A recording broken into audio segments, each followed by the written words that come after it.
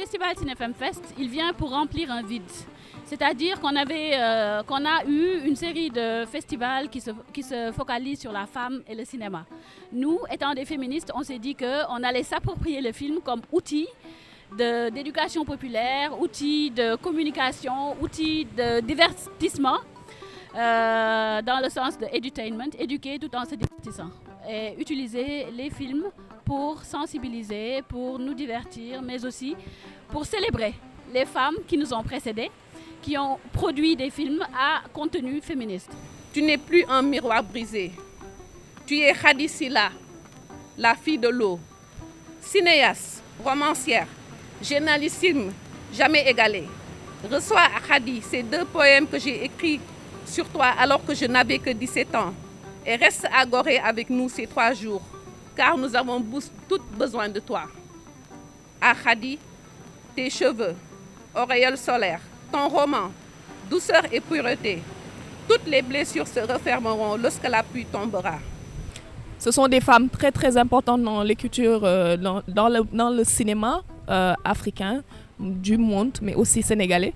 Ne serait-ce que Safi Faye a été la première femme africaine à avoir fait un film commercial, un long.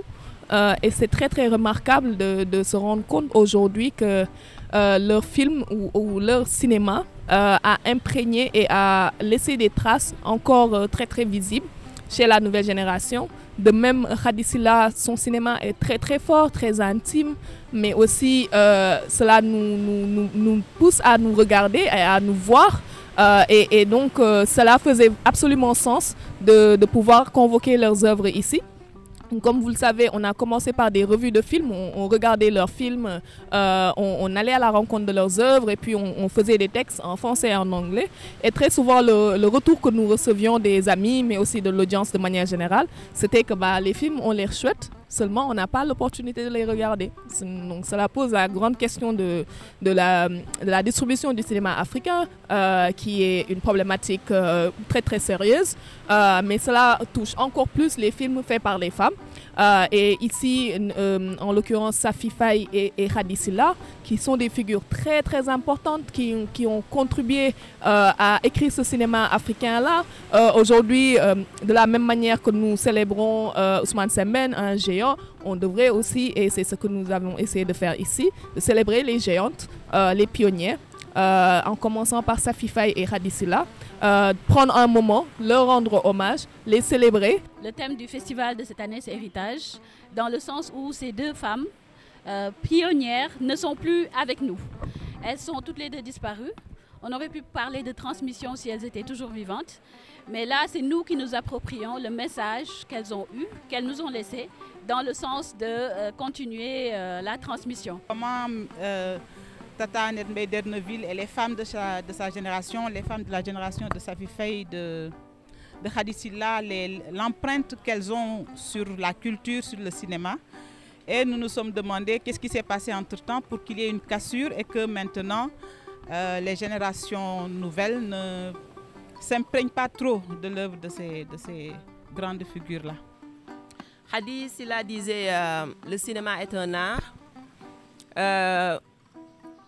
Et il faut prendre son temps, avoir de la patience pour pouvoir aboutir à un projet, à une œuvre et tout ça. Et dans ce film, on sent cette patience-là, on sent ce volet artistique de Khady Sylla. Moi, ce qui m'a charmé dans ce film, le monologue de la muette, c'est la façon dont elle joue entre la littérature, la poésie, le traitement filmique. Tous les films qu'on a vus ont été très instructifs. Maintenant, particulièrement par rapport au monologue de la muette. Pour moi, je ressors de ce film, comme on l'a dit, la servitude, mais surtout comment je vais dire ça, le mensonge du mariage, où elle a eu l'impression de changer de vie, de trouver enfin le bonheur, de trouver la liberté, alors qu'elle est allée rentrer dans une autre servitude encore pire que ce qu'elle avait à Dakar, où au moins elle gagnait un peu d'argent. Moi, il y a un plan qui m'a beaucoup marqué dans le film Mossane. C'est quand elle a affronté son père lors de la cérémonie du mariage. Dans un film, oui, mais dans la réalité, en pays sérère, ça ne se fait pas. Même nous, intellectuels, on n'ose pas. Affronter son père devant tout le village comme ça, c'est vraiment... Et à l'époque, je me dis que c'était vraiment une révolution d'oser montrer une femme qui élève la voix devant une assemblée, devant tout le village pour dire non à son père. Donc il y a tellement de messages contenus dans ce film-là. Moi, je l'ai vu hier pour la première fois. Mais je pense que j'aurais besoin de le regarder plusieurs fois pour comprendre tous les aspects. Parce qu'il y a tellement de messages en filigrane. Mais effectivement, moi aussi, je me suis dit, j'ai porté un regard, pendant que je regardais le film, je me disais, mais comment je me comporte moi avec mes propres filles qui sont là? Combien de fois je leur ai donné des ordres contradictoires? Fais ceci, après l'instant d'après, ben, c'est pas assez bien, fais autre chose. Voilà, ça m'a vraiment interpellée sur la négation de l'humanité qui existe et sur ces cruautés intimes que nous portons tous, que nous portons toutes. Et finalement, peut-être que regarder de tels films nous permet un petit peu de nous corriger. Mossane, le film révèle beaucoup de choses. Déjà, sur la liberté. Parce que quand on parle de manière générale, en 1996, il y a eu beaucoup de discours sur le cloisonnement de la femme africaine de manière générale, qui n'a pas droit à la parole, qui n'a pas, en tout cas, cette liberté. Et Safi nous montre qu'il existe bien chez nous cette liberté de la femme. La femme est libre de donner ses opinions, pas en ville simplement, mais au village, parce que la scène se déroule au village, à Fadial, où elle tourne. Et aussi, elle montre, on est dans une société islamisée, christianisée, mais elle montre qu'on a des réalités, des croyances que nous croyons et qui peuvent nous sortir de nos misères, de nos malheurs et autres. C'est l'invisibilité et le silence, surtout dans le monologue. Et dans le silence, on voit que, et je pense que ça aussi, c'est par rapport à l'approche artistique. Ami, dans son invisibilité, elle n'a même pas de voix. Ça veut dire que c'est d'autres personnes qui parlent pour elle. C'est une voix qui parle de sa condition, qui parle de ses rêves, elle est invisibilisée. Et la cinéaste a intégré dans le personnage cette invisibilité. C'est-à-dire qu'on ne l'entend pas. Quand Radi montait le monologue, on vivait ensemble sur Paris. Moi, je commençais mon premier film à l'époque. Et elle m'a beaucoup parlé de l'influence qu'a eu à la fois Jean Rouch et Djibril. Jean Rouch, pourquoi? Parce que lorsqu'elle écrit Le jeu de la mer, c'est Jean Rouch qui va vouloir l'adapter et qui va lui dire « Écoute, pour bien adapter ce livre, j'ai besoin de toi ». Et c'est comme ça qu'ils vont commencer à écrire ensemble. Malheureusement, le scénario ne va pas aboutir parce qu'entre-temps, Jean Rouch va décéder. Et à partir de là, elle aura un pied à l'étrier. Elle va commencer Les bijoux. Après, ça va être Koloban Express. Puis Une fenêtre ouverte et le monologue. Pour terminer sur une simple parole. Et quand elle fait le monologue, entre-temps, elle a rencontré Djibril. Elle a passé beaucoup de temps avec Djibril, qui lui était très proche des petites gens, comme il les appelait. Et je pense que quand on regarde justement Des bijoux au monologue, on voit vraiment l'influence de Djibril beaucoup plus que de Rouch. Et pour moi, pour Safi Faye, c'est l'inverse. C'est-à-dire que puisque l'être paysanne, c'est vraiment grâce à Jean Rouch qui va lui mettre le pied à l'étrier. Et on a tendance à oublier que c'est la première subsaharienne à avoir été en compétition officielle à Cannes, à un certain regard avec l'aide paysanne en 1974. Et c'est toute cette influence qu'on va retrouver même dans sa fiction. On ne nous parlait pas de nos réalités, de ce que l'on vivait. Donc quand j'ai vu ces choix d'abord, ça m'a beaucoup attirée en elle.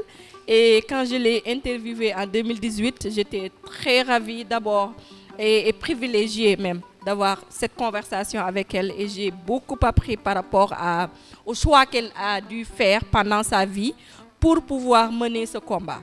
on a la chance de pouvoir encore aujourd'hui faire en sorte de passer du temps avec ces gens-là, pour que cette chaîne de transmission-là ne soit pas rompue, pour qu'aucune des voix ne soit tue et qu'aucun des messages transmis ne soit ignoré. En tant que femme, je pense qu'il est très important que nous nous inspirions de ces dames-là, de Safi Faye, de Khady Sylla et d'autres réalisatrices, pour la portée de leur message, justement pas parce que nous sommes juste des femmes, mais parce que leur message allait au-delà des questions entre guillemets féminines, et qu'elles portaient vraiment des questions de développement,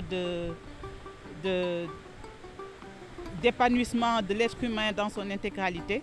Et rien que pour cette raison, ce sont des femmes que tout le monde devrait célébrer, pas juste les femmes, pas juste les féministes. Nous donnons aussi à voir des films de féministes de la jeune génération. Donc vous avez par exemple Diabou Bessan qui est là, qui nous aide à la communication dans le festival. Vous avez aussi le film Merbi de Ousmane William Mbaye qui célèbre Annette Mbaye d'Erneville. Vous avez Khadiata Pouy ici qui est là, qui a fait le film Cette couleur qui me dérange. Donc nous avons vraiment, vous avez Fatou Kandé Senghor qui va montrer son film Donner naissance. Nous avons aussi Mamouri Choubou qui montre son film Face à face. Et nous avons enfin Mamito Nakamura qui montre son film Mon combat. Donc comme vous le voyez, il s'agit de partir de ce que nos mères, les anciennes nous ont laissé pour promouvoir le travail que les jeunes font. Et je pense que ça va au-delà. C'est la personne qui est comme ça. Quand on voit Tata Annette, elle n'a pas entre guillemets de filtre. Elle est très naturelle. Elle vous reçoit naturellement, elle donne li nekk ci xelam la lay wax à cet instant-là. Et nous, on n'a plus, les femmes de ma génération, il n'y en a pas beaucoup qui ont ce courage-là, cette liberté de dire ce qu'elles pensent. Nous, tout ce qu'on dit là, dañu yar ci jigéen dafa wara waxé ni dafa tout ce qu'on doit dire, on essaye de mettre dans le politiquement correct.